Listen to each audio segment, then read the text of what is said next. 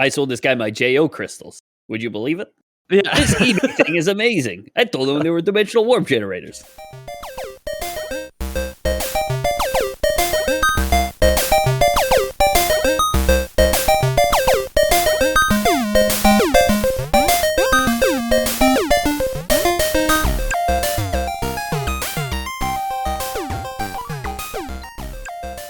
Hello and welcome to another episode of The Lore Boys, the number one fake history podcast on the internet, although I'll let you be the judge if these stories today are fake. My name is James Miller, and who are my co-hosts in this timeline? Lore Boys, Ethan. Hi, I'm Ethan. Lore Boys, nice to meet you. Peter. Just getting that branding. I am absolutely Lore Boys. Coming at the listeners from the past. Isn't that interesting how this is the only evidence that I ever existed right now? No, it's the future right now, Pete. They're listening to me in my future, but I'm from their past. No, this is the future, right? Or this is the present right now. I'm like 99% sure that right now is the present. So you're recording right now. It's the present. You're coming to them from the present.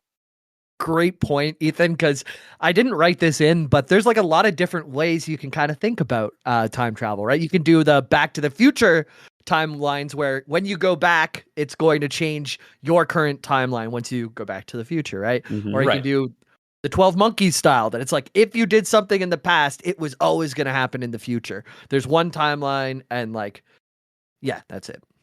But you're telling me if I go back in time, I can get 12 monkeys? I'm in. You son of a bitch, I'm in. Go to the zoo, they're free. And that's the present to me.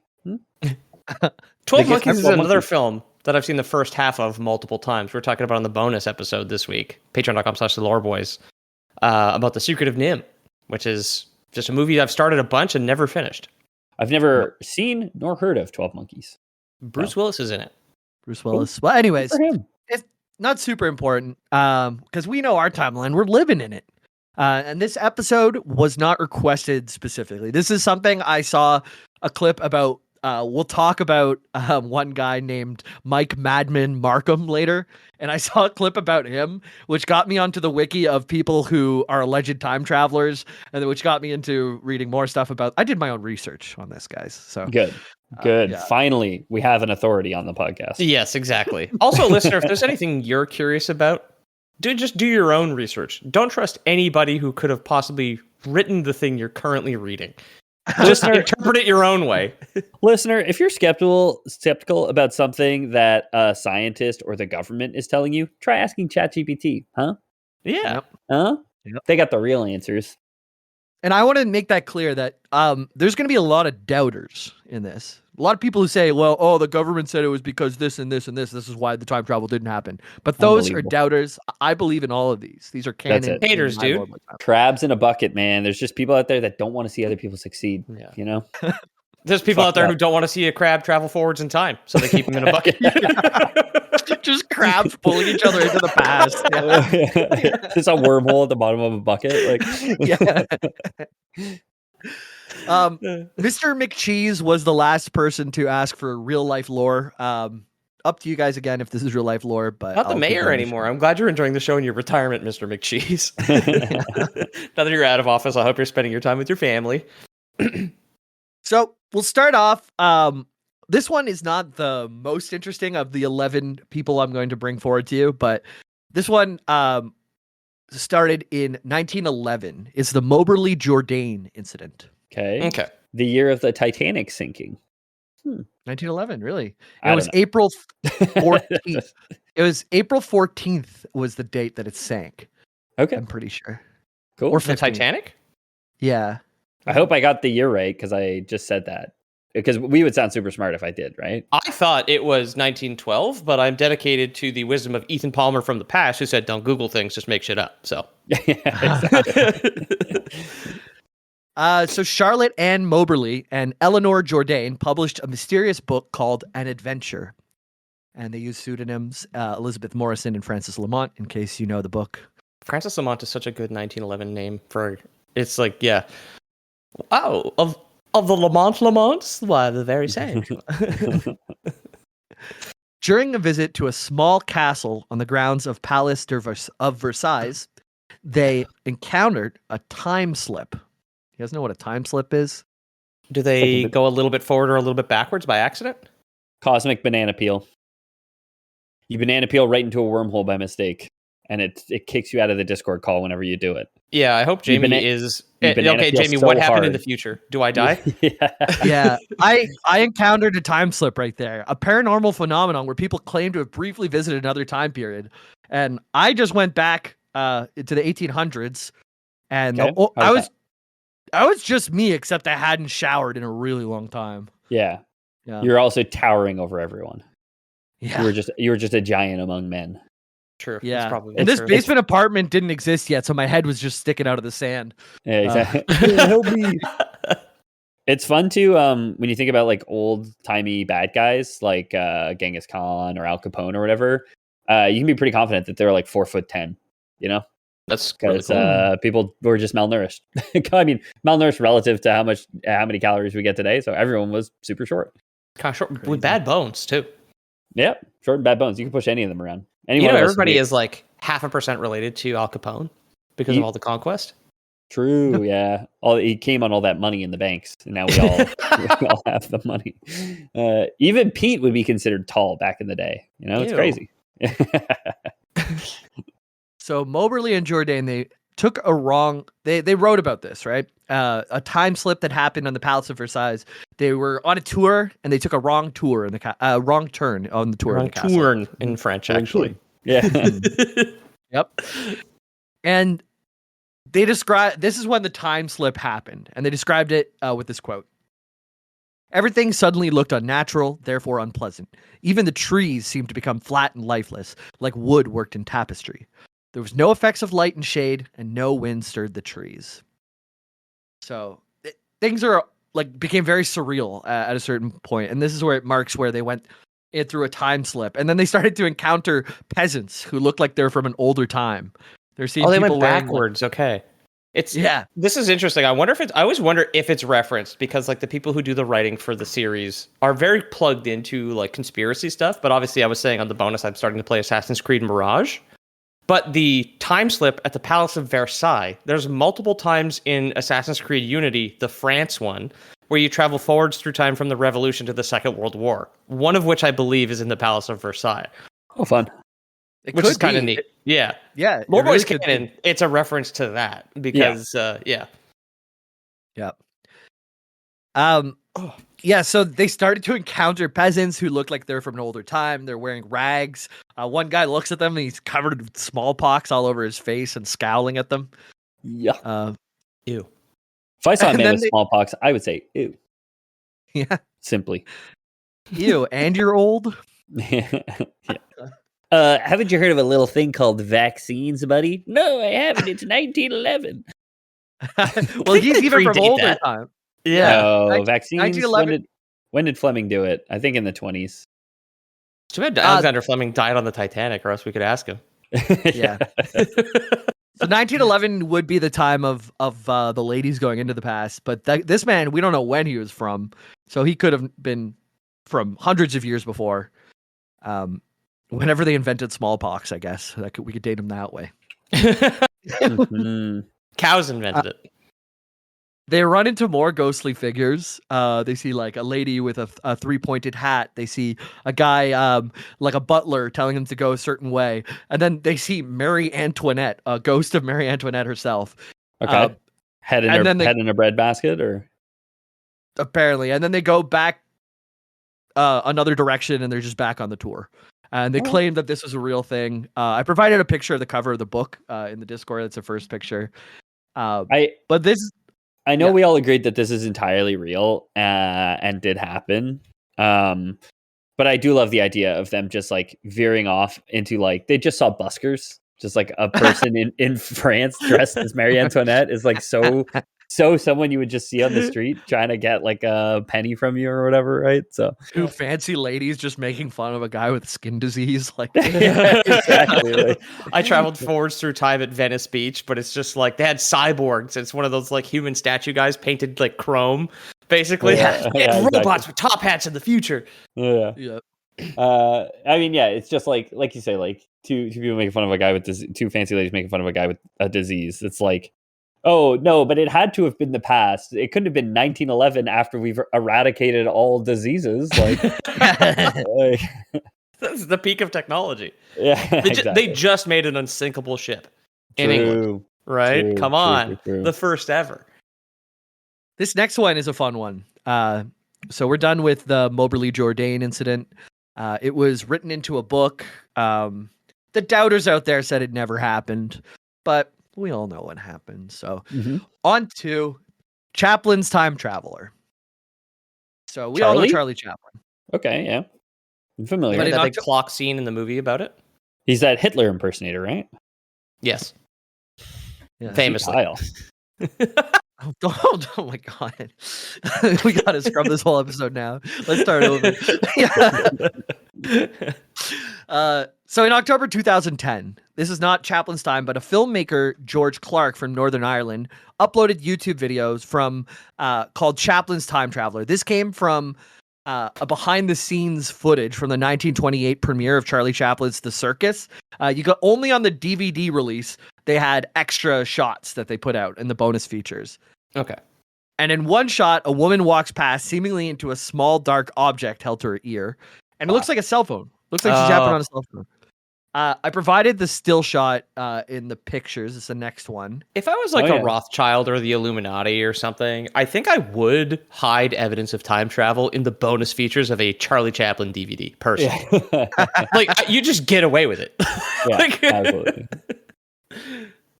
Sitting next to a horse clearly painted like a zebra. Yeah, exactly. It's so funny. It's just like, oh yeah, no, they spray painted a horse to look like a zebra. Obviously, the woman on the cell phone is also real, right? The zebras. It's like, unless this is what zebras look like now, where we have iPhones. And I'm not saying they don't, because I haven't seen one in a minute, right? Haven't been to Park Safari or Granby Zoo or anything. Pretty sure. Yeah, it's Tim Cook. He's in on it. He has, every time you take a picture of a real zebra with an iPhone, it comes out looking not like a real zebra, which is actually looks like a horse painted like a zebra. We're gonna have to do it. I'm the only one in the trio with an iPhone. We're gonna need to do it, guys. We're gonna need to do it. Me and Jamie forced Pete to endure our green bubbles. It's disgusting, but it's worth it. Yeah. I love you guys, so I make it accept. It's okay. To Pete's point, it could be the government just like hiding things in plain sight or not accounting for film and stuff like that yet. There's one guy who claims to be, I didn't include him here, but there's like a video of him talking like, you know, when they have the silhouette, the person has a super deep voice. Yep. Yes. He's like, I'm from the future, and right now they have time travel. They will not reveal it to the public until 2168. And he goes on and on about this and like why people are using it, but like there has to be rules about it because if we run into things like in the past or use it irresponsibly, it could snowball and all these things. So this could be something they missed. Doubters would say that why would someone go to a movie set as a time traveler of all places? Doubters would say, why does this man from the year 2168 speak English like we do? You know? Yeah. That's what doubters would say. They would say, why does he sound so much like us? Why is he on a 200 years ago, they didn't sound like us, you know? They sounded very different.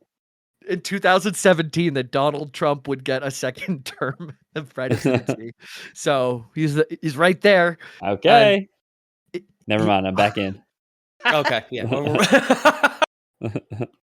No one could have predicted, checks notes, Kamala Harris losing the presidency. No. You would need the foresight of a man from 2168 to see that coming. And then like the interviewer would try and ask him different things like, okay, like what's going to happen now? He's like, that is, we agree that is not the nature of our meeting. I was to guide you. Our organization will guide you. Just listen to what I have to say. But I will not answer any questions outside of my practice script. But that's what awesome. Anyway. So he's like a Lore Boys podcaster. Yeah. I see. Because we never deviate from the script. All this is scripted. We never get off track and talk about sandwiches or anything. It's all a tight ship. I take pride in that. Not as tight as the Titanic, which never sank. As unsinkable as the Titanic. I think we all agree this show is. The reviews of this episode where Ethan said Sig Heil are panning, it turns out, oh no.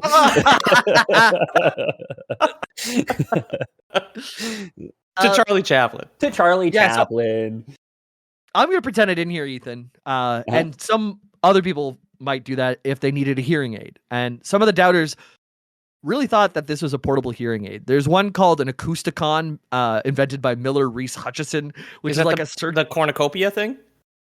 So that one was actually just a box you would have strapped to your chest, and there would be a little receiver that you would hold up to your ear. Oh, cool. Oh, the priest in Indiana Jones has that.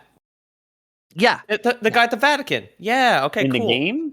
Yeah. The character, he's got this little box on his chest. You just said Indiana Jones. I was like racking my brain. I was like, I've seen all 3 films. I don't remember this guy. No, in the game. Sorry, in the Great Circle.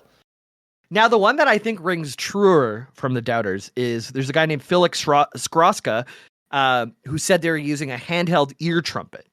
And it's not I provided a photo because it's not a typical like cartoonish trumpet that extends from your ear. It's more compact, dark colored. It's like a curve to it. Like, yes. Deaf woman hears a zebra neigh for the first time, but they couldn't get a zebra for her for the Make-A-Wish in 1911. I like that it just adds to the conspiratorial tone of the pictures you provided us, and the pictures will be sent to the patrons on the Discord.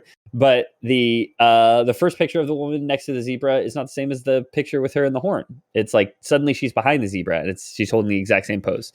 I just like that. It's like, we got multiple angles of it. Yeah. But she's not in the first picture is what I'm saying. No. Because it's from like a moving picture, and that's probably just a different movie, shot, as they call it. Yeah. As opposed to a talkie. This woman won't go see the talkies. She's deaf. Exactly. Why bother? Silent movies must have been such a good time for deaf people. They just didn't hear the ragtime piano. Yeah. That's terrible. That's like one of the best parts. All they have to do is like silently see a train coming straight at them and panic and like they don't even hear the whistle. Come on. Come on. Couldn't hear the Titanic docking safely in New York City. Okay, so on to the next one. This one is a Canadian one, so we can represent here. Local. This is the time traveling hipster. Okay.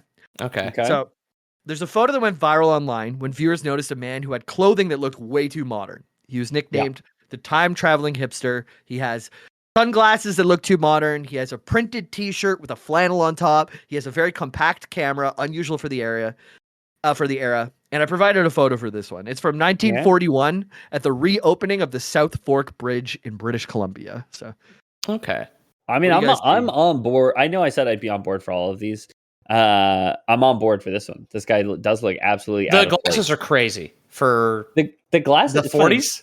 Well, the glasses, I'm like, they look like welding glasses. Looks like this man came from like a machine shop. Yeah. But the t-shirt and the camera are what's really got me. Yeah. Or not even the t-shirt, but like the zip up hoodie on the t-shirt. Yeah. So I have a tiny camera from the 40s right behind me that I'll show you guys. Actually, they are quite small. 1 second.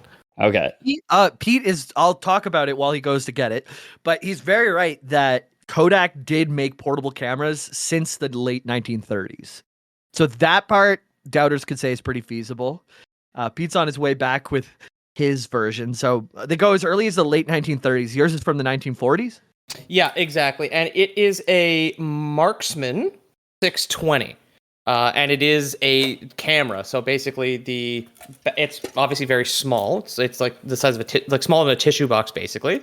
And the back of it opens up and the film rolls. It's of course dark. But do you have to bring your own explosions for the flash? Down. No, and you can adjust the exposure actually. So the trigger to take pictures on the side. But as you can see, it is super tiny. It's I guess for the listeners, it's like 4 inches by 5 inches by 3.5 inches. It is quite compact, and it's from the 40s. My stepbrother was cleaning out a hoarder house, and it's also where I got my Super 8, which is a camera from the 60s, also behind me. But then this one is even older, from the 40s. And a friend of mine came over. We figured out how to use it. It's got these crystal lenses, depending on whether you're shooting landscape or portrait. These crystals where you can see out the front, and you can see the shutter like snap when you move it. It's very cool. That's very cool. Yeah, and it's got a little rolly thing like a disposable camera. So like I have physical evidence that the little cameras make sense, but the sunglasses or the wraparound like conservative dad glasses are the thing that kind of throw me off. So, Pete, I think if you could send me a picture of that later, I don't know how you'll get a picture of it since that is your camera. I can't take a picture of a camera. That's ridiculous. Don't take a selfie with it. But yeah, send that over so we can share that with the patrons because I think I'll leave it on my desk so I remember. Yeah. His T-shirt. Here's a picture of their welding glasses for sure. Here's a picture of like some women. I mean, this must probably during the war that women were welding, right? I see it. Yeah, the same kind of glasses. Yeah. Man, they had cyberpunk girls back then. Yeah, they had more. Cool. Yeah. So his T-shirt. This is something that we can relate to a little bit because it's our very own city of Montreal. It's the Montreal Maroons hockey team. So that could be okay where that is. How long did they operate? Like from when to when? I don't know. I'm not a big sports guy, but it was plausible that he had it then, the doubters would say. Montreal Maroons. Oh, yeah. Hang on a second. History. They were a franchise. They were canceled in 1947. So they were an active hockey team in 1941, which is when you said this was from, right? Yep. Okay. There are glasses confirmed from the 1920s that match his current glasses. And like you said, the cameras since the 1930s. So doubters would say that this guy could just be a very stylish man in the 1940s. But his drip was too disrespectful. He looks so out of place. It's crazy. Yeah. I mean, it is. And I don't think it is a hoodie. I think it is like a strap for the camera that he has kind of like on both shoulders, maybe. Right. But even the camera itself doesn't look like the one Pete had. Like Pete has like, it's very much a cube. And I did post a picture in the Prime Folks chat for the people already, but it looks almost like it has a lens. Like it has like a little bit of like purple at the end of it. It looks like a round tube at the end. So it doesn't look quite the same, but very strange for sure. Yeah. This one's a time traveler. I'm in. Yep. All right. Now we got another weird one in 1943. It is a cell phone in 1943. Cell phones seem to be a pretty common thing. Doubters might say calling. There's no radio towers, dude. Bill Gates hasn't been born yet. There's no 5G. Oh, I can explain this one. Right away. Can I take a run at this? It's let me give you a quick. Okay, yeah, go for it. Actually, you do. There's people on a beach. Okay, the beach is crowded. A bunch of 1950s people, 1960s people on a beach. Right. 1943 people on a beach. Okay, there's a guy sitting in a full suit. Tweed jacket. He is dressed like Mr. Bean for some reason. And he looks hot as fuck. He is. He's doing the two emoji fingers pointing at each other gesture with his hands. And he's looking down, and there's clearly a woman next to him that is ignoring him. So he's clearly trying to have a conversation with this woman, and is bashfully holding his fingers together in the little fingers pointing at each other gesture, while this woman ignores him and tries to just get her stuff and leave the beach because he's a pest. This fully dressed man at the beach won't leave me alone, is the vibe. Comes from a multimedia artist, Stuart Humphreys. He shared this in 2018 is when he actually shared this photo. But it's from 1943 on the beach in Newquay, Cornwall. And some people think he's looking down, thumbing around on a mobile phone. Maybe he's ooh flirting with a girl. We could say My that. bad. He's playing Snake in Cornwall. I want to make it straight. I still think that this guy is a time traveler. I think he's an incel from our time who thought that he would be more successful in the 40s, and that has proven to be drastically incorrect. Okay. I can't believe the trad wives in the past still find me socially and physically repulsive because of my personality and beliefs. I thought this was wrong with the woke agenda. What the hell? Turns out women were just never going to like you if you're cruel and weird. I thought comedies in the 50s did this to me. What the fuck? It's because I don't wash my ass? Oh, come on. Please. He looked like he's wearing his grandfather's oversized suit, too. Like, he's like, this will make me ill-fitting. Yeah. Mm-hmm. Yeah.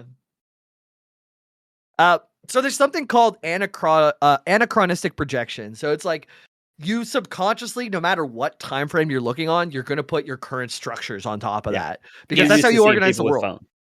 Yeah. Well, this is a lot of like...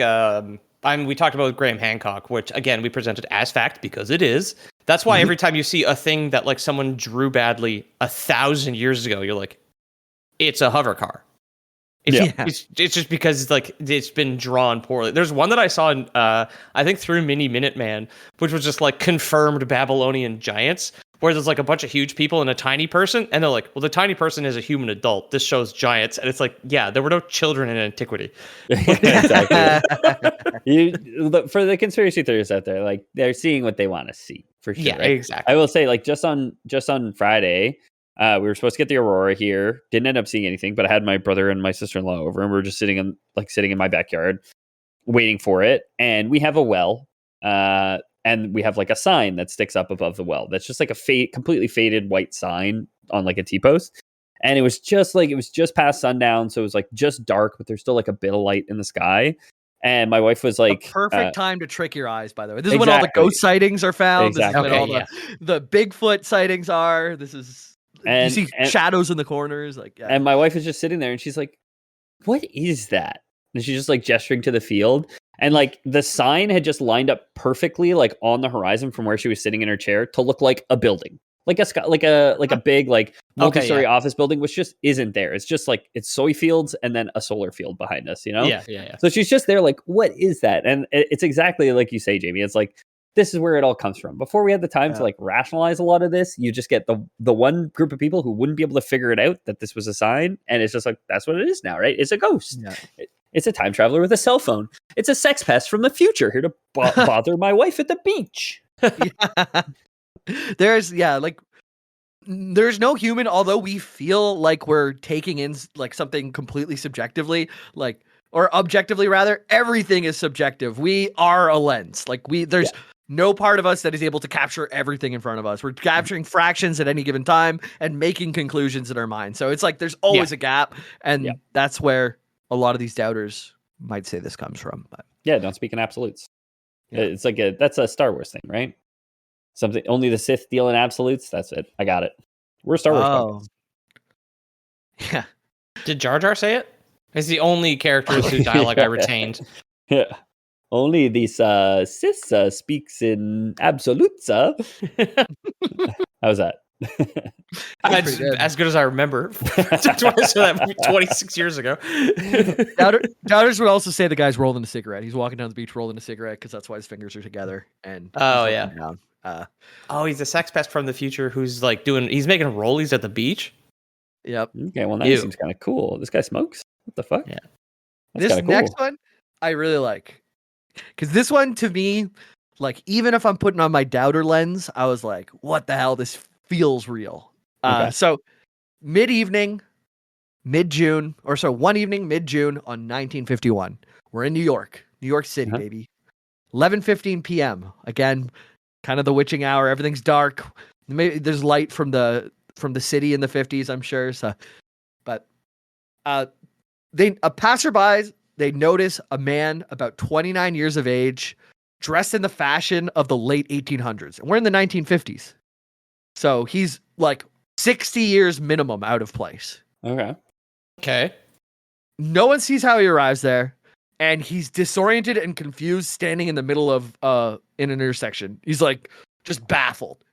He's dressed like someone's grandparent, just in the middle of the road, like confused. And did he not have like an unfortunate slapstick accident at a costume factory or something like that? Or he's just all wrapped up. He's just like, oh no. And then he's just disoriented from the antics, or what? It's the 50s before New York had proper garbage disposal, and the costume factory was just like, hey, what do we do with all these out of print costumes, boss? I don't know. Just toss them out the window, huh? I thought he's dressing up like someone's grandparent to go back into the future to fuck. Well, Pride and Prejudice is finally off Broadway. Let's dump the costumes out the windows right now. Yeah. So he's in the middle of the street. Current mayor, recently, their current mayor, as in Eric Adams, one of the most brain dead men on the planet. Didn't he recently say like, "Oh, I introduced the garbage can to New York City," and I was like, "That's crazy." What? I don't know who this person is. He's the mayor of New York currently.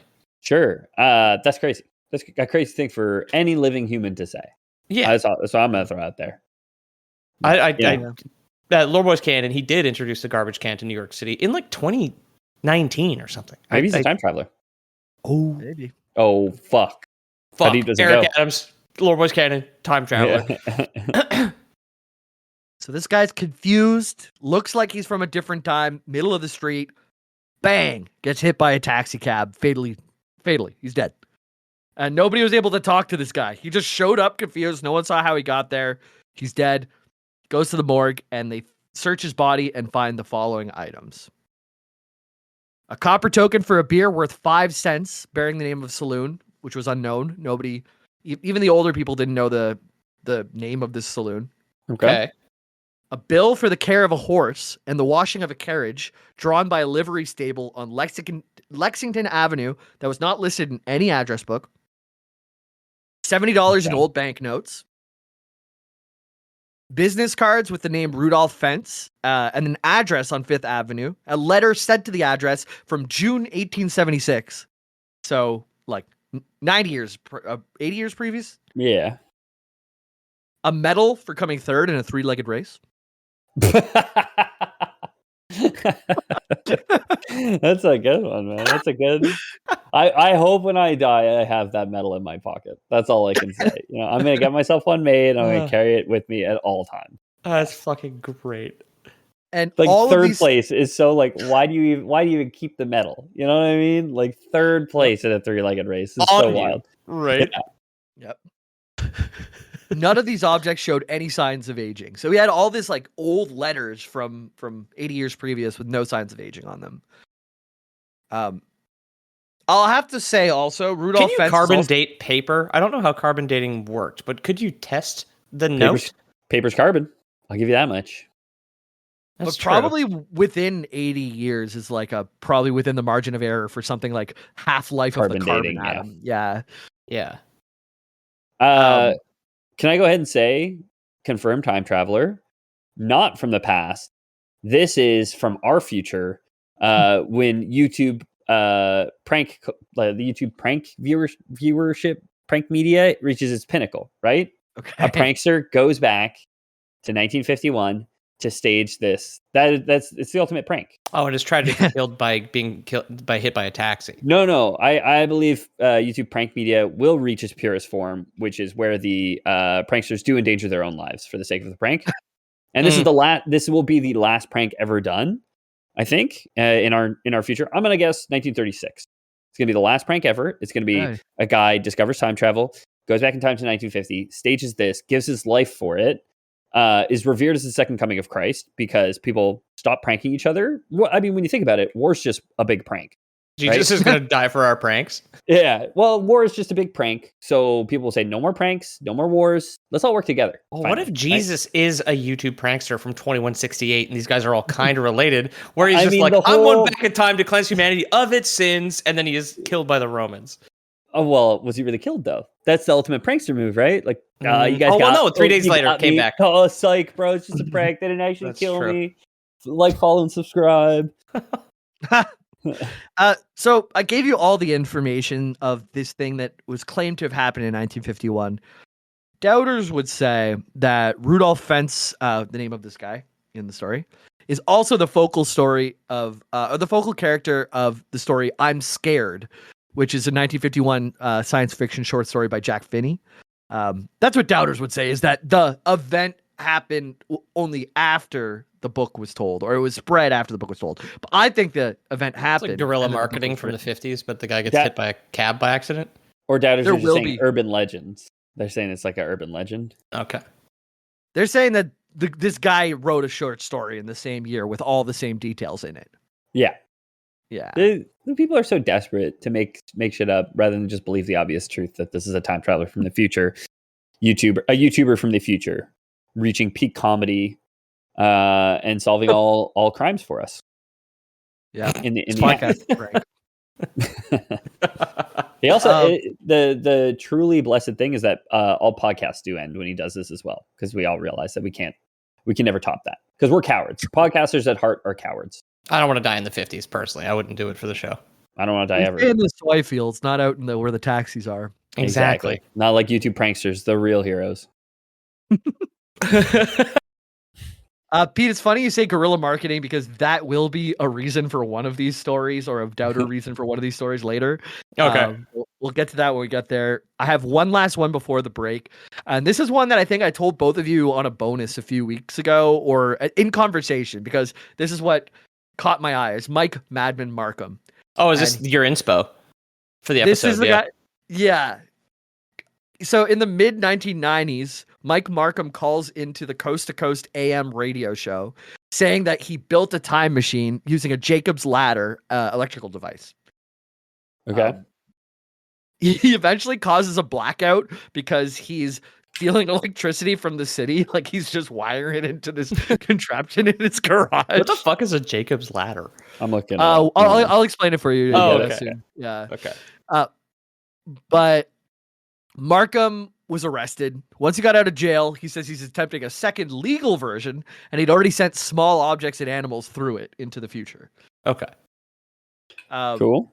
Jacob's ladders are dramatic electrical displays used in old science fiction films. Oh, is it like the zappy? There's the antenna, the Frankenstein, like Dr. Frankenstein's zappy antenna things? They have no actual connection to time travel. You could actually click on the photo. The next photo is a picture of the madman himself and his schematics for the Jacob's ladder. This does look like the kind of guy that claimed to have invented time travel. I was going to say the exact same thing. he just says he has 2 coat hangers hooked up to a car battery. Just for the viewers at home who don't want to pay for Lore Boy's Patreon, he's got two coat hangers tied to a car battery, and that's it. That is it. That's all he's got going on here. He's just like a fairly skinny dude with a big forehead and really long ginger hair, like a scraggly beard. He looks like he has like really strong opinions about death metal in high school. Yeah. Which who didn't, right? But anyways. That's true. He reportedly vanishes in 1997. He stops calling into the radio show. This is around the time when he's like working on his second legal version. He's getting the good one set up. He just goes missing.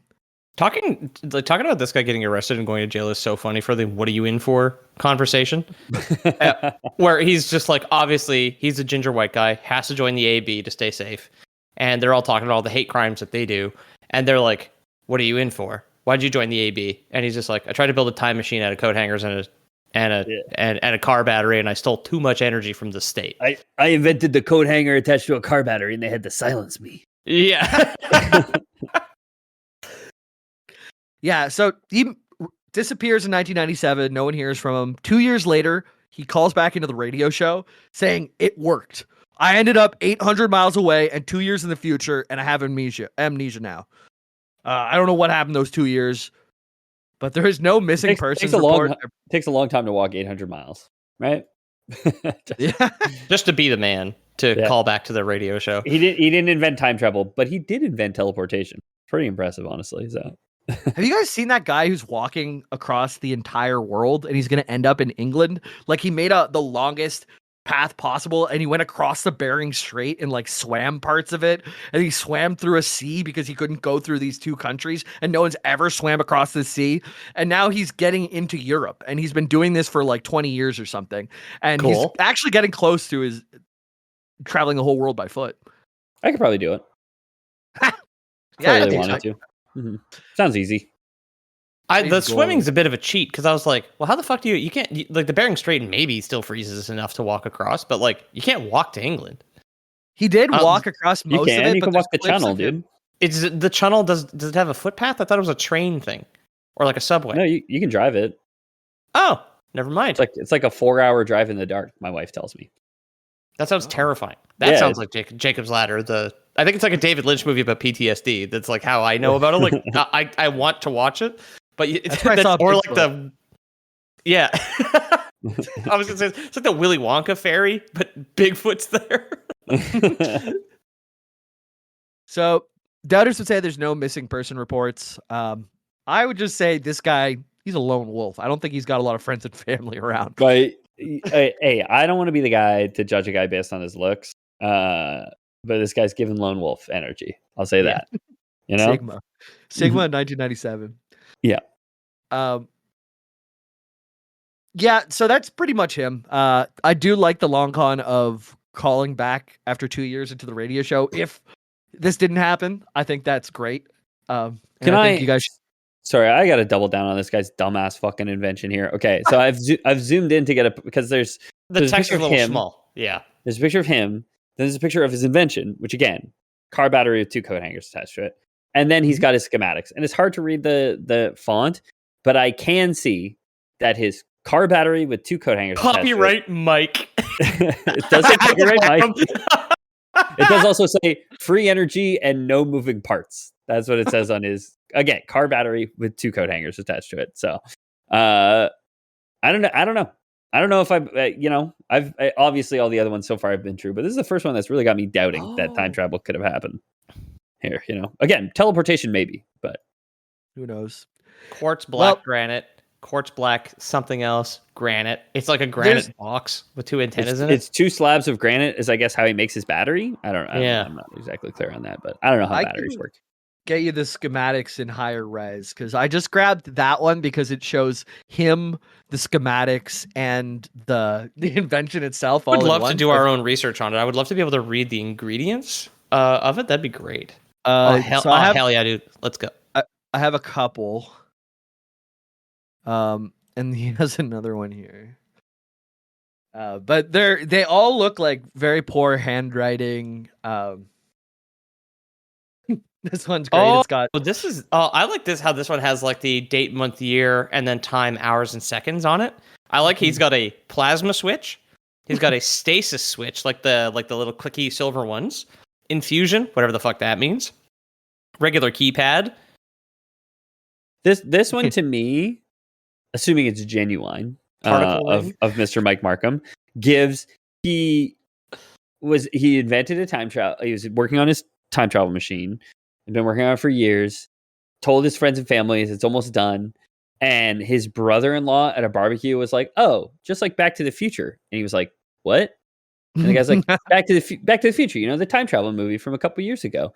And he goes, "What?" And then he watched it, and then like now he's replicating what it looked like in Back to the Future, because it's the flux capacitor at the top, and then it's just the dial pad that they have in Back to the Future. The old school phone line plug in above the ear.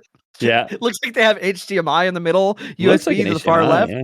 Mm-hmm. Oh, that's what those are. Yeah, and there's like a phone line. Obviously, it's not an Ethernet plug. It's like a phone line cord. Which, to his credit, I don't think HDMI was a thing in the 90s. So.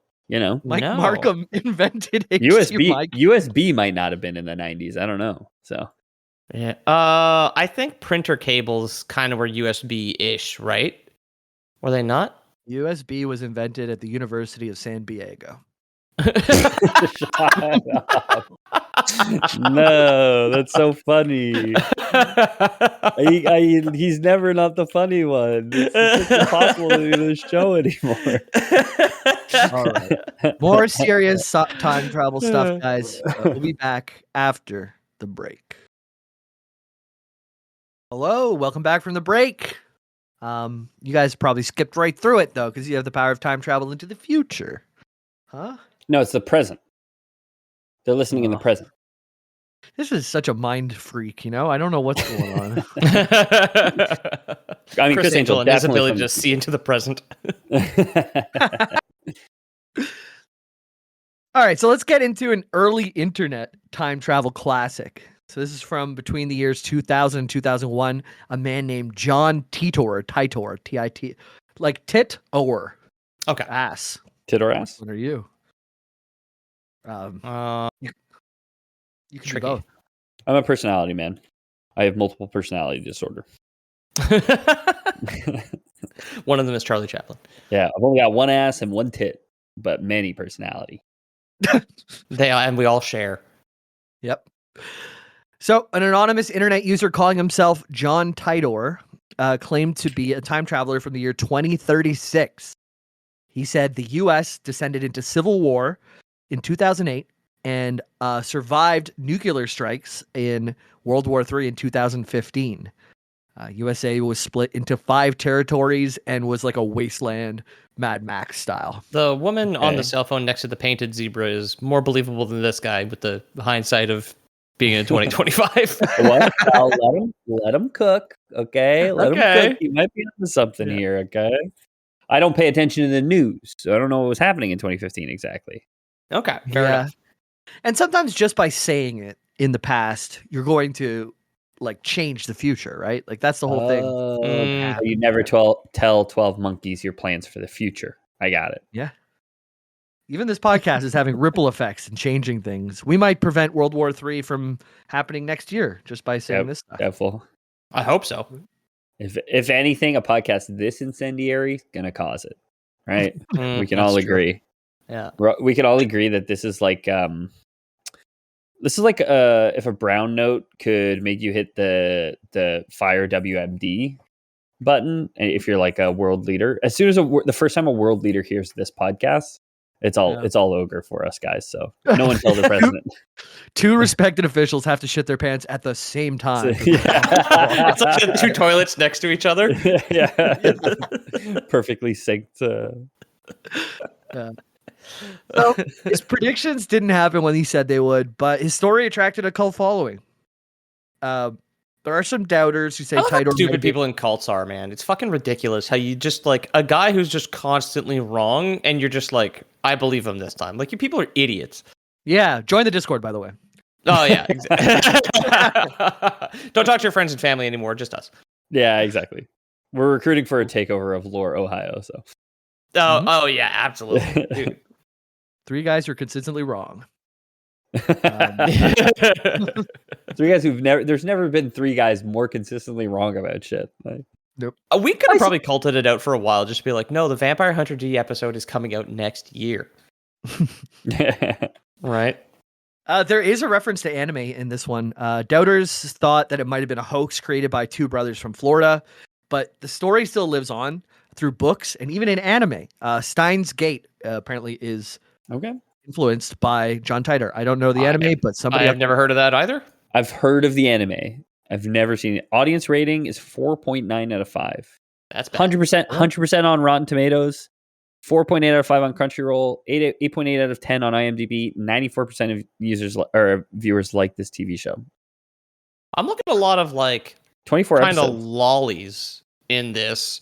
I would love to know what just the anime, time travel Peter. has. Yeah, nuclear war causes this. We know this. Oh, that is true. Yeah. Dang. That's what happens. They got nuked in the USA. Wait, was Jeffrey Epstein a time traveler? What the fuck? He didn't get nuked. No, but he was into some of this. That's true. So I didn't write about these, but some pictures of him and Bill Gates holding signed copies of Steins Gate at the island. Like, oh God, no! Him and Bill Gates with their body pillow waifus at the island. I mean, Bill Gates probably had waifu body pillow at some point in his life, right? He gives that energy. Yeah, I know he was like. I've seen him dance via Mr. Epstein. Started fucking like a young chess master or something like that. Chess mistress, like a much younger than him. Okay. He cheated on his wife with like a woman who plays chess. I think. Honorable mention for famous people who are accused of being time travelers are Nick Cage and Keanu Reeves. Keanu Reeves, I've heard before for sure. And I will say the likenesses from 1530 and 1875 are pretty close for Keanu Reeves. The picture you sent us of Nicolas Cage next to another man in a bow tie are just so obviously not the same person to me.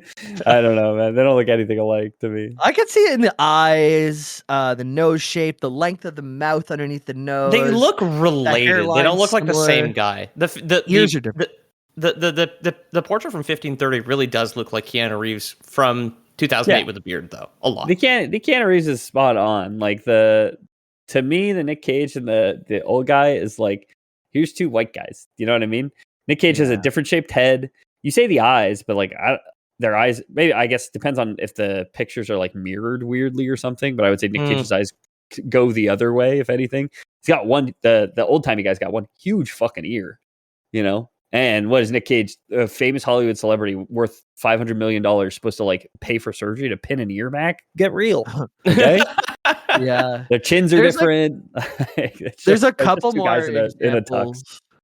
There's a couple more examples of Nick Cage. He's one that comes up a lot. Travolta. This one's weak. I mean, this kind of looks like maybe John Travolta when he was a teenager and then like in his 20s or something. I see the Travolta one way more than I see the Cage one. But. Yeah, it's like John Travolta and Paul Rudd had a baby 300 years ago. Yeah, okay. It does. now we're cooking with the second Nick Cage one you sent me, where it's like a picture of like a charcoal, like a graphite pencil drawn image of Rasputin as though he were Nick Cage, like a beheaded Rasputin. Maybe I don't know if that's a pillow that his head is resting on or his bust. But what do you know when the second picture is from? Yeah. Like when trying to pull it up. I'm trying to pull it up. I'm not sure. I'm quizzing. Quiz hot shot. Some people just say that Nick Cage is a time traveler. We've seen him age in front of us through his movies, I think. Yeah. But he had to give a dinosaur skull back to Mongolia because he got it illegally. Yeah. He's a bad man. He had a couple cobras. Yeah. And he had the ability of foresight. He had the gift of foresight, right? He got a magic remote that let him see seconds into the future or even minutes sometimes. Is that what that movie's about? Left Behind? No, I'm conflating the movie Next with Nick Cage with the Adam Sandler. Click. Yeah, exactly. Okay, at first I thought so, but I was like, I've never seen Left Behind, so he may have a doohickey that lets him see the future. Also not Left Behind, it's Next. I think. Sorry, the Nick Cage one. I don't know what Left Behind was. Maybe it was an alternate title. Left Behind is like an apocalypse movie with Nick Cage, where I think he sees the future and tries to survive the apocalypse. I don't really know. Next is one where he gets visions of like a minute into the future and he sees an explosion. He's like, I gotta do something to stop the explosion, and it keeps coming true. He keeps like doing the things, and it's like he needs to have the vision to like make the thing happen, and then he kind of realizes that by the end of the movie. He's like, now I can manipulate it, you know? That's a long time thing. Is like by trying to avoid your fate, you often steer right into it, huh? Yeah. It's kind of like an allegory for living, huh? All this time travel business. Same thing with people made it up as stories, you know? Yeah. Same thing with Click when he puts the fast forward thing on his yapping girlfriend. It's an allegory for. I think he muted his yapping sister-in-law. Okay, buddy. Oh, you remember everything. All right, just relax. Okay, he muted her when she was yapping. All right. That was a movie night in our high school. I remember they brought in a popcorn machine and they put everyone in the gym and put Click in on the big TV. And I remember being too stoned and smelling like marijuana in the viewing of Click. Adam Sandler. They probably, knowing our high school too, they probably had the fucking OPP there just to like chaperone the fucking event or something, right? Like. Anyways, Titor's post, a lot like the Nick Cage stuff, is an example of a digital myth. But Titor was early internet, 2000, 2001. Like this is pre-YouTube and stuff. Like so, like digital myth. Like there wasn't a lot of them out there. So this was like an internet folklore thing. It's like Blair Witch time. I know people wanted us to do like the marketing and lore behind the Blair Witch, which I think would be fascinating. Like everybody thought Blair Witch was real. Because there's just like one website that says it was news. It's funny how we came back around. Obviously, the world will be destroyed by the people who told us not to believe what they see on the internet. Right? By people who told us not to believe what you see on the internet, believing what they see on the internet. Right? Yeah, exactly. In 2000, you were not even supposed to put personal information on the internet. To put your picture on the internet was like a risky thing to do because there's like who knows is out there. What now? People go out of their way to post their every action on the internet. I think on some level that's going to come back around. This was a mistake to let corporations just like mindlessly harvest all your data all the time. Like I've seen a few YouTube shorts of like kids in high school going to their teachers being like, will you sign this picture, and having old like Facebook photos of like when we were in high school, you know what I mean? Because most of our teachers now, and I'd imagine that'd be pretty uncomfortable for a teacher to have to do, right? I don't know what exactly I post on Facebook, but that's the scary part, right? Yeah. In another vein of like early internet, there's a guy named Bob White or Tim Jones. There's like a couple different posters. They weren't sure who it actually was, but between 2001 and 2003, spam emails began circulating from a person needing help to acquire a dimensional warp generator. He said. So, someone claiming to be a time traveler who got stuck in 2003, and they're trying to make their way back. This is such a beautiful thing for some of our younger listeners who won't understand the concept of like a chain email, which was like the early days of email. It was like this very novel thing. You used it to sign up for websites like you do today, at a certain point. Like if you wanted to play RuneScape, you had to put an email in at some point.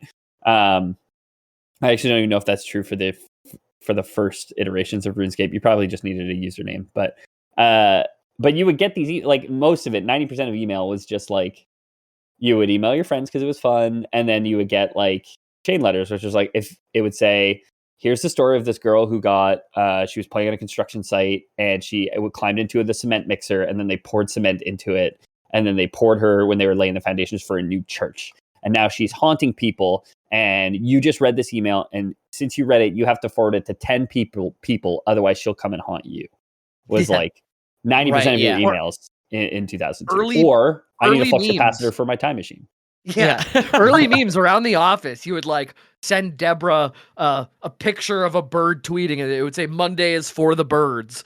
And she would laugh and then send it to 10 of her friends just because she liked it, right? Or, it was also like, don't spend too much time thinking about it. Just like write down the first thing that comes to mind. Think of a tool. Think of a color. Now think of a vegetable. And it was always like hammer, orange, carrot, or a hammer, carrot, orange, or something like that. And an animal, it starts with E, and it's O's elephant. Yeah, that's it. That's it. And it's like, and it would work some of the time, but then you would meet somebody who would be like, no, it's crazy. They knew what I was thinking. And you're like, no, they were just right with just you, man. I don't know. I said screwdriver. Oh, it's the same with the mind reading things. Those are just like statistical. Most people are going to land on this one. So you can kind of paint them into a corner as to what most people will say. Yeah. I also like the fact this guy ends up stranded from the future in 2003. And he's like, I need a particle accelerator. Like, if I went back to medieval times, because I went through a time slip at the Palace of Versailles, I wouldn't just be like, oh no, I have no cell phone reception. Like, it obviously it isn't there. I'm not sure if I'm dumbass. I'm not sure if I'm conflating it with this one or another one, but one of these time travelers, which I didn't write down, but I remember doing in my research, they landed in 2003 because they made a pit stop to see their family at a certain time. Okay. So they're like, oh, be a good thing to do, right? Yeah. I go see my dad, I think, But don't go break your dimensional warp generator while you're there. All right, I guess that might be nice. You can live with your dad. I'd go visit my dad before I was born and cut off his balls. Oh no! Checkmate, atheist. Then you'd be born without balls. Every man is born with a set number of balls in their life, and every time they have a kid, they give 2 of them to that kid. Women choose not to use them because they're stuck up bitches. Ethan Madman Palmer, the particle collector around his balls, like. I hope when I go out, it's with a third place medal for a 3-legged race in my pocket and a particle accelerator around my nutsack. You've just got a nutsack gets hit by a taxi in 1951. They're just like, whoa. I don't know. I was just driving my cab around town with a particle accelerator strapped to the front. This guy jumped out balls first in front of it. What am I supposed to do? Replacing the 3-ball race. This is crazy. Yeah, I went the other way. I was like, it's a 3-legged race because he has no balls, so it's just his third leg in between. Yeah. He was by himself in that race. Third place, though. Very good. So yeah, people played along, and someone even made an online store to sell fake time traveler parts. Like, they just put a bunch of tinfoil and like a plastic gem together and like dimensional warp generator. You can buy them on my storefront. Would you know what one looked like if you saw it though, Jamie? Like, that's not that unbelievable. Could be. I think it's real, honestly. Right? Just like a bunch of plastic dollar store gems wrapped in tinfoil. Mm-hmm. I haven't done it. I sold this guy my JO crystals. Would you believe it? Yeah. This eBay thing is amazing. I told him they were dimensional warp generators. He doesn't know that his chakras are going to be booming, huh? It's just uncharged JO crystals. Oh, doubters later identified this man as Robert J. Todino, a known spammer with schizophrenia. That does make more sense than going back in time to 2003. Shit. I never considered these people were schizophrenic. His emails often received as a joke. Todino sincerely believed in his mission. This became a minor meme in the early 2000s, a precursor to modern trolling. You'd say, dimensional warp generator. Like I want. Okay. Yeah. I think I've heard that. That feels like a old memory somewhere in my brain. I got nothing. That is the thing about schizophrenia, though, is you're schizophrenic, right? Yeah. Crazy. They say it like it is, but it do, right? Speaking of, you know what? Though the chain emails that try and make it say elephant whenever they ask for an animal that starts with E, this guy's saying something different. You know, this guy's thinking against the grain. Absolutely. Think of a tool. Think of a second animal. No, dimensional warp generator. You idiot. This one I like a lot. Andrew Carlson. In 2003, reports surfaced of a man named Andrew Carlson who was arrested for making 126 perfectly successful stock trades, turning $800 into $350 million. Cool. He allegedly confessed to being a time traveler from 200 years in the future and offered to trade secrets like Osama bin Laden's location for currency. Now this guy is giving such fucking Chad energy. It's unbelievable, man. Yeah. Imagine you make it big on the stock market and your legal defense is, I'm from 250 years in the future. And then they say, I don't think you are. And you say, I know where Osama bin Laden is. And I'll tell you if you let me go. It's just, this is beautiful. This is beautiful lawyering. He's got a copy of the 2003 stocks almanac under his shoulder, like walking off the Wall Street. Yeah, he's wearing a leather jacket. He's got like perfectly coiffed up or buzzed blonde hair. Yep. Mm-hmm. Yep. Biff energy for sure. That is awesome. Where he's just like, guys, I'm gonna sell out Osama bin Laden. Trust me. Yeah. And you know, there's people at the DoD that were definitely just like, okay, well, let's check what he says, just in case. Yeah, because it's $800 into $350 million. You might have something right about it. Then exactly. And then to just be like, I'm from the fucking future. Deal with it, bozos. Prove me wrong. So cool. So cool. The sovereign citizen people are lunatics where they think there's like magic words you can say to a police officer where he's like, dang it, I can't arrest you now. Like Rumpelstiltskin, or he says badge number backwards or some shit. Yeah. But like the I'm from the future. I'll tell you where Osama bin Laden is absolutely Giga Chad. That is absolutely unbelievable. Yeah. Bow, bow, bow, I'm from the future. I know what's on Hunter Biden's laptop. That's my defense if I ever get caught doing anything. So pictures of him smoking crack on a water slide with Osama bin Laden. You're like, damn, they were both cool. Yeah, that's it. I'm gonna get stopped at the border trying to go into the States with too many memes of JD Vance on my phone, and I'm gonna say, I'm from the future. I know what's on Hunter Biden's laptop. Yeah, that's it. Yeah, he just looks like that now. I know what's on Hunter Biden's laptop, and it's these pictures. This is what he looks like in the future. Hunter Biden's laptop is also from the future. You can't charge someone with pre-crime because we don't have that yet. So. It's funny you brought up the laptop. I didn't put this one in, but there's one guy who said his dad made an early IBM computer, and they're so far in the future, they're in like the 2100s or something, and they wanted to go back to get an early IBM computer to bring it back to the future to be able to decode like some old technology that they've lost the ability to how to decode. An old IBM laptop, an old Dell Inspiron is actually the Rosetta Stone. Is what we're saying. Yeah. Yeah. Very funny. So for the Andrew Carlson case, the stock man who says he knows where Osama bin Laden is, doubters would say that the story originated in the Weekly World News, a satirical tabloid, and was later misreported by actual news outlets. But classic. It's been getting their asses. Fake news. Yeah. Shit, dude. This goes all the way to the top. They buried him. The guy's rotting in Guantanamo now. They convinced everyone that it was fake news. Yeah. I love the Uno reverse. This guy, Giga Chad, coming out saying like, you arrest me. I'm from the future and I know where Osama bin Laden is. And then the CIA giving the Uno reverse. Actually, everyone, that was fake news. That wasn't a real person. And they just disappear. That's crazy. That's crazy. The CIA doesn't miss me. Wow. You're right. Osama was one of their assets. They're just like, yeah, so do we, idiot. Straight to Guantanamo.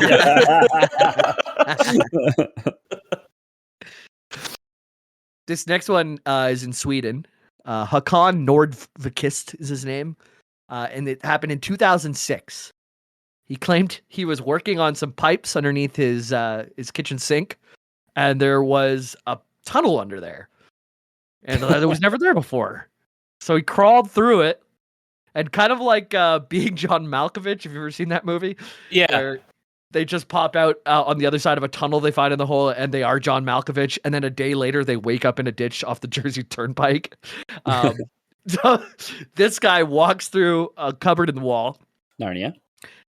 And he meets himself from the future in the year 2046. So 40 years later, he films their interaction. They both have the same tattoo. His older self has like a slightly faded version of the tattoo.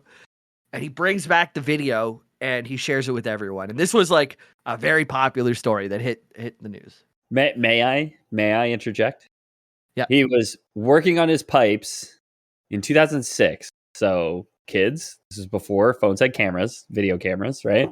Was it? And he's working on, I mean, maybe you got a crazy that could take like 15 seconds of video, but 180p.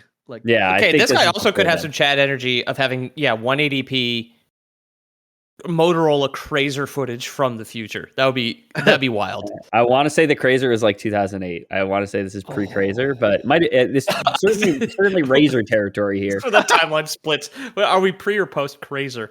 But he's also he's from fucking Scandinavia, and I don't know, man. They might have still been like calling each other on potatoes or something like that. So, and he went to the future. He might have grabbed his future self's phone and brought it back with him. But then all he had to show was the video, not the phone. Here's what iPhones look like in 2046. Instead that man's name, Steve Jobs. Can you believe it? He went to the beach in the 1910s and he threw the iPhone into the ocean and he saw bubbles and he said, "Go back. We need a new one." Yeah. So the Moto Crazer was 2006. You got it. 2006. Okay. Does it have video capability? I had a Crazer. I don't remember. It does. I think they're just very bad. Yeah, I don't remember. I think. Anyways, so. I know I have pictures, but rear camera 2.0 megapixel. Also, the memory was between 20 and 64 megabytes. Let's fucking go. Could it take video though? I know I had a camera because I took pictures with my Moto. I don't want to get too bogged down on this. I think that we can assume that it has really Nokia. This is Motorola time now. Okay. It never even said Crazer. This has been our imposition. Maybe he took one of those like old ass video cameras. My point was he's working on his sink under and he finds this tunnel and he like goes to a land of whimsy and he remembers to bring his camera. Wake up, sheeple. Okay. This is another YouTube prankster from the future who's traveled back in time to stage this thing. Okay. He knew the time warp was there because in the future they can tell where time slips are. So doubters would say that this heartwarming tale was later revealed to be part of a marketing campaign by a Swedish pension company, AMF. They used the fictional time travel story to encourage younger people to plan for retirement. Meet your future self was. That's interesting. Oh okay. My God, I feel dirty that it's like just a corporate. That is marketing. You know what I mean? Yeah. The haters would say it's marketing. I'm still much more about the Crazer time personally, but it is really good to just be like, let's just make up a dopey ass story. Like sometimes, like social media managers nowadays, like unless you're like the Sonic guy or maybe like Burger King or like Wendy's, like the Wendy's Mug and root I think beer is pretty off the wall. I watched Mug Root Beer make a bologna bowl today, where they just got a log of bologna, carved it all out, and poured mug in it. And I hate that. This is our ad awful. Today. Jesus Christ! And now I'm advertising for them. Damn it! I'm sad. I'd be sad if that was good too. You think the bologna goes well with Mug Root Beer? I don't know, man. I don't remember like viral or guerrilla marketing per se from our time, but I mean I have definitely shown my wife the tap dancing Skittles leprechaun, who like very kindly asked for Skittles, and also the Quiznos rats, right? Classics from our era. I'm completely brainwashed from commercials as a child. I'll hear one word and I will say a slogan from 90s or mid-aughts. Like I saw someone was saying Midas, and I in my head said trust the Midas touch. Trust the Midas touch, of course. Call 1-800-267-2001. Alarm force. I still call on the TSX. Yeah, Empire Today. I still talk about how like something that's crazy is it's insane action because it's a crazy contraption. It's from Mousetrap. Yeah.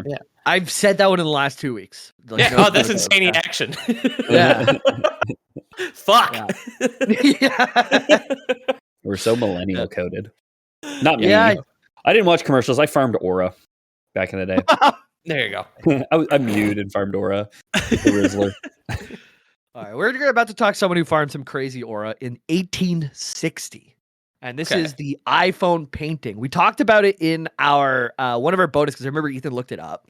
It's a viral claim suggesting the woman in Ferdinand George Waldmüller's 1816 painting called The Expected was looking down at a smartphone. Some even said there was a glow on her face from the backlighting of her phone. I've provided the last photo, I think, is the painting of her. I had seen this before when we talked about it last time. I mean, we did talk about it on air at some point, but she's holding a candle. That's what she's holding. You know, haters will say it's a prayer book, a small prayer book. Common. Yeah, I was going to say it looks like a little Bible because there's also like a rosary hanging off of it, and probably not a portable charger. But I'm not a hater. Could be a portable charger. Yeah, it's a portable charger plugged into her cyberpunk implants in her navel. Yes. Yeah.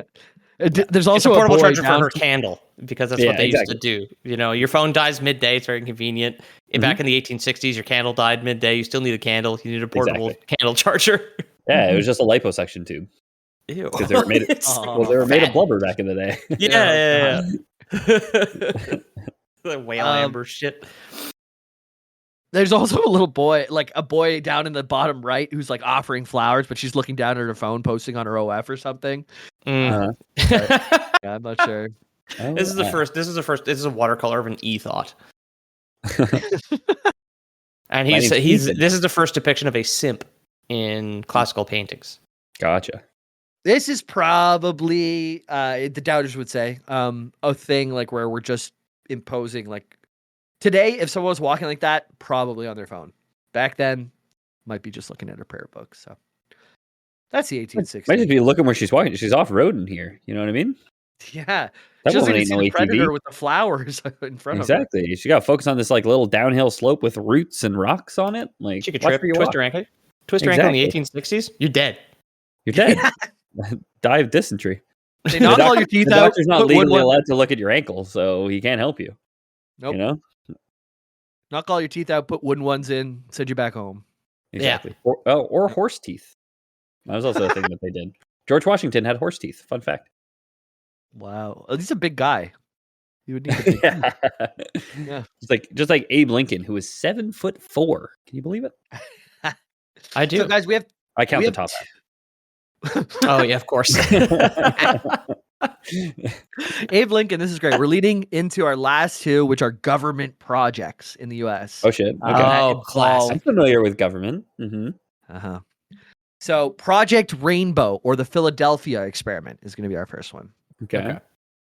This is supposed to have happened in the Philadelphia Naval Shipyard in Pennsylvania around October 28th, 1943. So before the end of World War II. They're trying to figure out how to beat the Germans, you know? Okay. How are we going to beat Hitler? I know. Times travel. Exactly. I wish I could remember the stand-up, but I did see some stand-up. I think it was on like Dr. Squatch or something, talking about how like, what are you, a fucking pussy? Like you're gonna go back in time and fight him as a baby? Go back in time and fight him as a man just before he did all that shit. I saw one like that, except it was him. He killed Hitler as a baby, but he was going to job interviews and no one understood who Hitler was. And he just was known as a guy who killed a baby. Yeah, of course. That's true. That's funny. No, you don't understand. It's 6 million people. Anyways. You're sick. You're sick. You're too disgusting to piss in a bottle at the Amazon warehouse, all right? So back to Project Rainbow, where Hitler's still alive. It's October 28th, 1943. And the U.S. Navy is trying to make the USS Eldridge invisible to radar, or like cloaked from enemy detection. Yes. Okay, yeah. I knew I'd heard of this before. So what they did was, some people say it did work, but what they did is they sent the ship back 10 minutes in time in a time slip and crew members suffered from physical and physiological effects. Some were fused into the hull or lost their minds from the experience. Like they came back in time and they're stuck into the hull, you know, like they were in the wrong place when they came back, kind of thing. I've seen a movie where that happens, where like the time travel guys don't get fused together, but they get like slightly reassembled wrong. I remember like this is one of those, we watched it on the VHS at school with a substitute teacher movie. Oh, so I wish I could remember. Is that the clone of a clone of a clone? And it's like they go back in time to medieval times, and the guy comes back to the present, and they like take an X-ray of him, and he dies. But the X-ray, his like bones are all like a millimeter off, like he was reassembled improperly. I don't remember this. It's just I remember it's a scene I saw in high school because like it was like geography substitute was like time travel's geography. I guess they're gonna see rocks.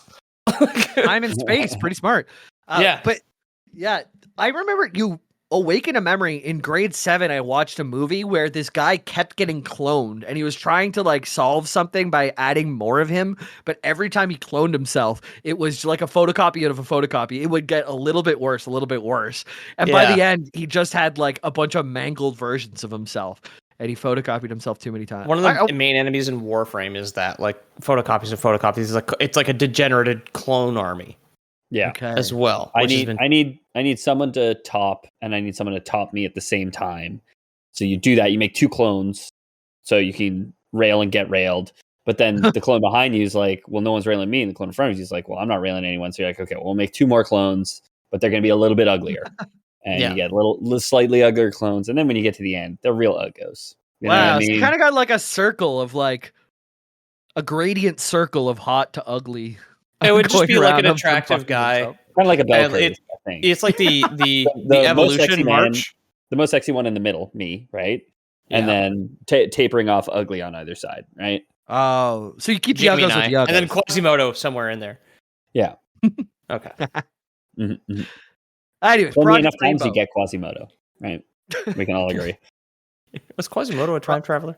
Is that what that book is about? I think so. Okay. He's a clone of a clone of a clone.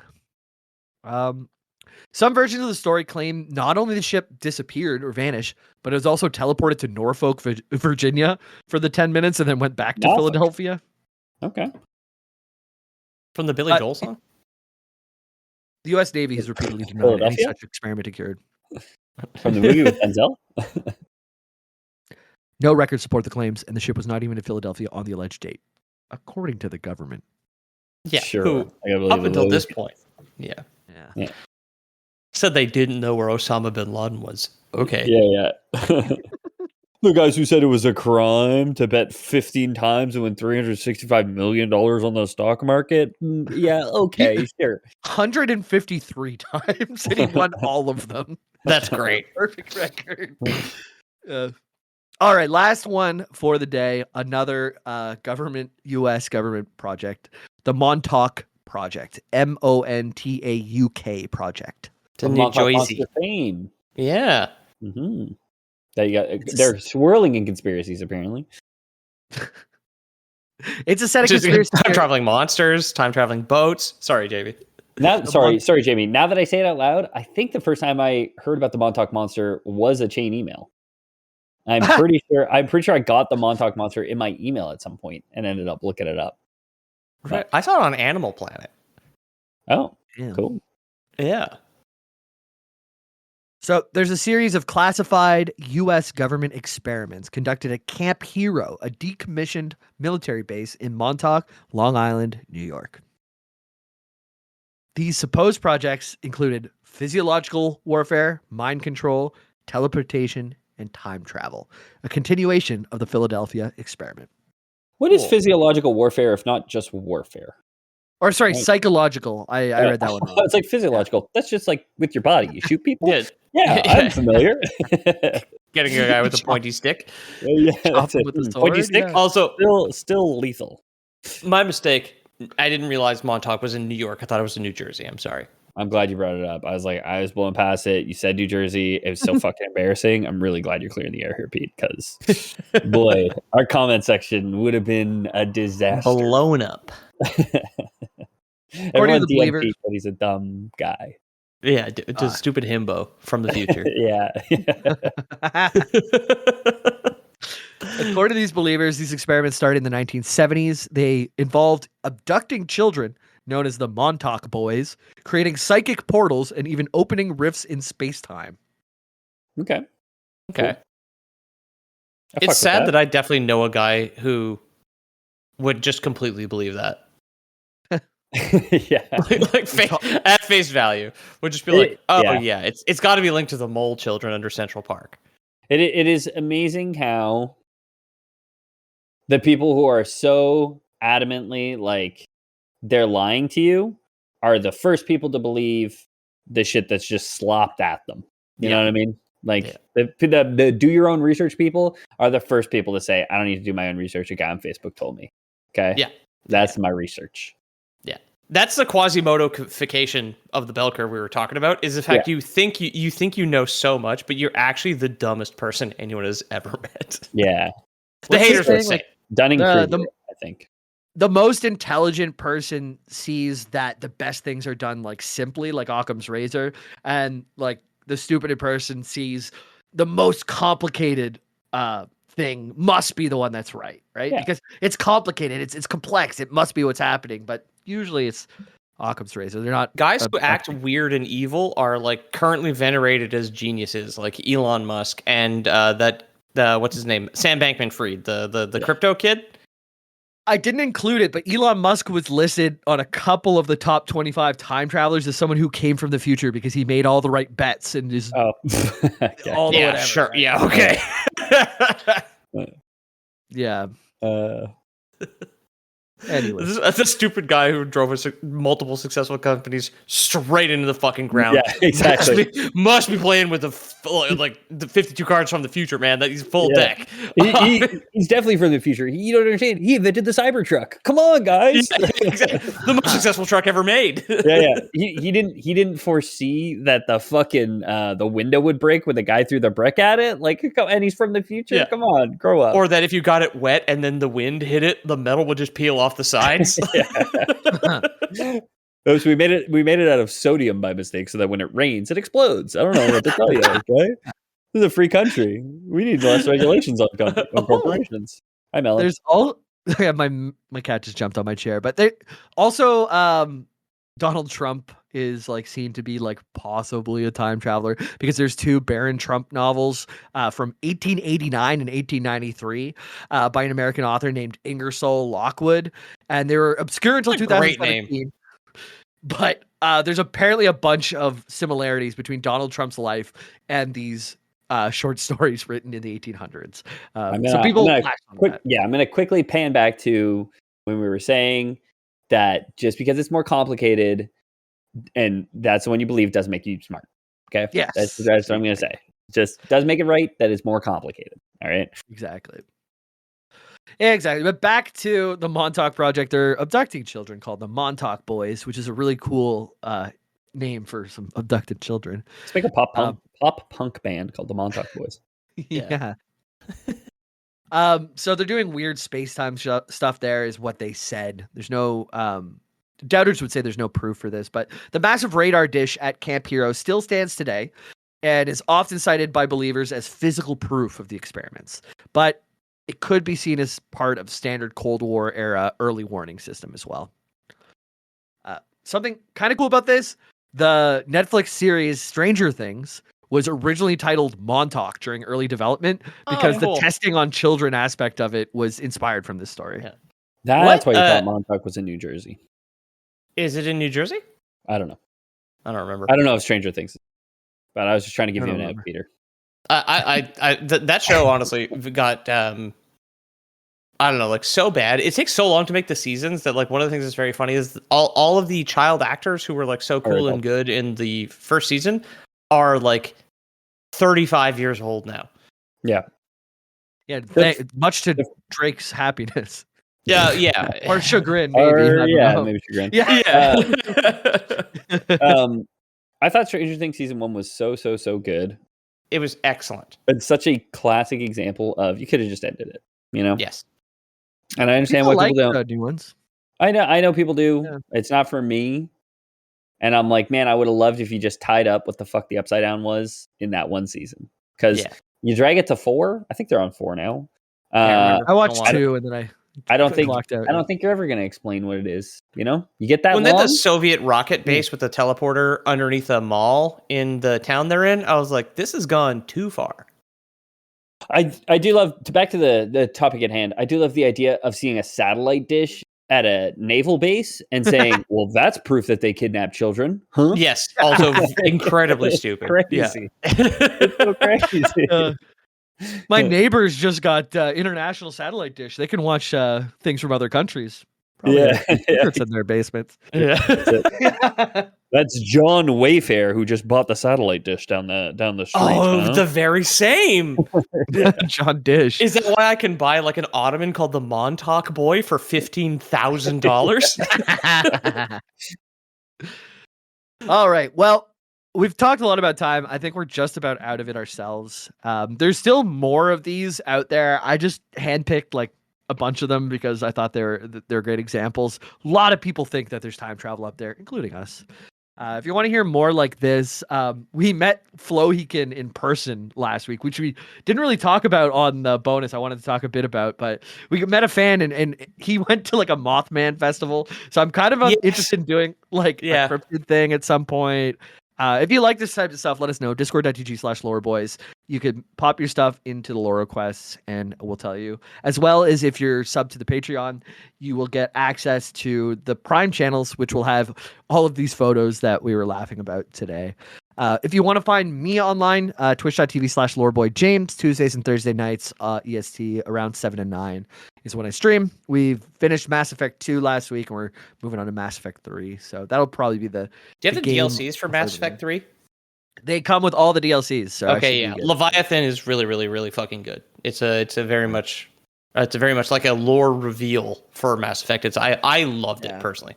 The tone changed. Well, we'll talk about this another day, but I found the tone changed so much in Mass Effect 2 to 3. Like 3 is like so much more serious and like sentimental in the voice. But anyways, we'll get into it. Desperately to get through to our Patreon plugs, and Pete's asking questions about the Mass Effect 3 DLCs in the middle of it. You'll love to see it. I mean, I want to talk about it too. Like, don't get me wrong. But, I know. Anyways, I'll pass it off to Pete with his comic, which I just got my physical copy this week. It showed up, eh? Comic. At Loreboys Podcast on Instagram. Come and give us a follow. Send me some memes. Also, my comic is available, printed to order on Amazon. Apparently, it takes like 2-3 days. Most people are getting them real quick. Oh, Jamie's got his right there. Yep, it got here. Is it thick enough to stop a bullet? Do you have a copy? It's pretty good. It's like nice quality and everything. My author copy, I couldn't add it to my Canadian Amazon cart, so I never got my own. I was gonna try again in a couple of weeks, but day of it, it wouldn't add. Anyway, if you wanted a paperback, thank you to everybody who's bought a paperback thus far. Thank you to everybody who's left a 5-star review on Amazon. But yeah, linked below if you were waiting for a physical copy because you don't want a digital one. They're made to order, baby. Just fucking buy it. Yeah, bozo. What the hell's the matter with you? Buy it already. Yeah, Dumbass. exactly. I got a teaser for a sequel that'll take me 15 years to fucking do at the end of it. Go get on Kindle. Get on Kindle too. I got it on Kindle first, and I got the physical copy. And you can buy both too, like Honest On did. I can't wait to see the physical copy in person one day. You're not coming over here. You cannot see. Never. Fuck. I'm not telling you where Jamie lives, Peter, so you'll never find him. Fuck. Peter, it's in our old recording studio. Thanks. He stays there overnight. Yeah, it's messed up. We don't even charge him rent for it. That's over 10 years. Over 10 years I've been in this. Like, oh my God. Thanks so much for listening, everyone. We hope you enjoyed the show. If you did, consider leaving us a rating or review on your podcast app of choice. And if you want to toss us a couple bucks, check out our Patreon, patreon.com/theloreboys. Get access to our bonus content. Third way to get my comic as well. We talk about the secret of Nim. We talk about other things as well, huh? So check it out if you're interested. Patreon.com/theloreboys. And of course, if you don't trust Patreon, we are offering Loreboys Prime. We need you to go and kidnap some children, okay? Because we do need to time travel so we can get the second installation of the Black Frontier. We know that none of us will be alive by the time it comes out. So we do need to kidnap some children and put them in a satellite dish or something in order to travel far enough into the future to get it from myself in the future. I think we can accelerate this if we get the people to get the kids and send them to us Valentine's Day 5 years ago. And we can get started on the second one before the first one's even out. It's smart. Do your own time travel at home. We don't want your kids now. Send them to us 5 years ago, which I don't have them yet. So, but we're in the present. So I think that checks out. I don't think we get them yet. We're going to get them in the future when you kidnap them. Right? I don't know, guys. We should watch the Declaration of Independence to figure out how this time travel thing works, and then we'll get back to them. Okay. Yeah. Nick Cage is in it. I think you mean National Treasure. Yes. Oh no, go back in time and stop Jamie from making an ass of himself by getting the Nick Cage movie wrong. Help me, please. National Treasure is very good. I love it. I think that would constitute a lore boys. Lore boys. Lore boys. Out.